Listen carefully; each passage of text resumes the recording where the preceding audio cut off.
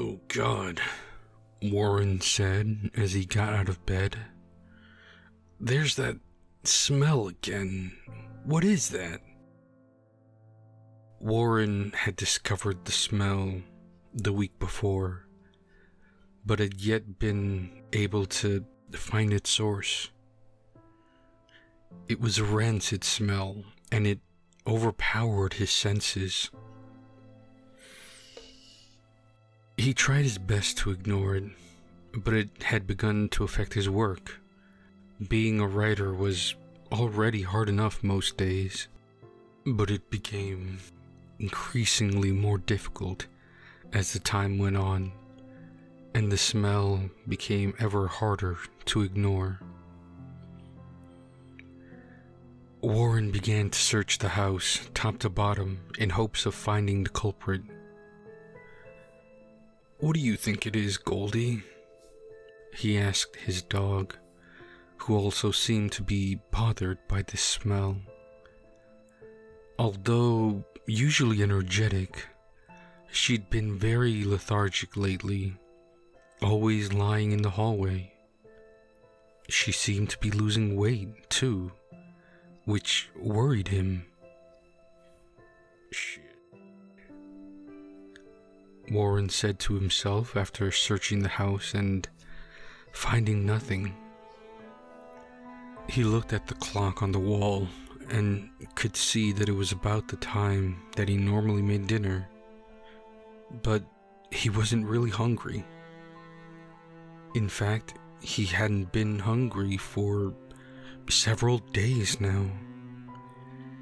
That damn smell had really been affecting his appetite. "Goldie," he shouted. "Come here, girl." She didn't answer his call, which, before this week, was odd of her. She had always been obedient and very loving.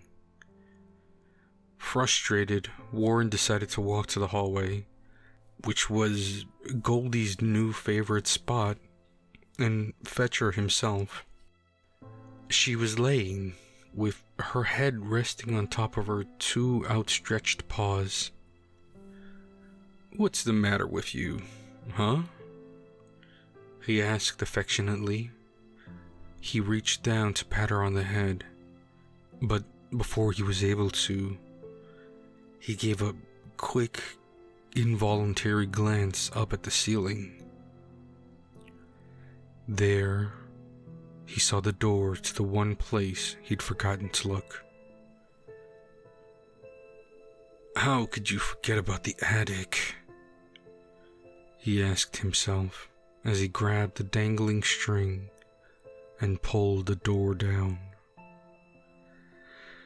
As he did, flies began to spill out by the dozens, zooming past his head as if on some timely mission.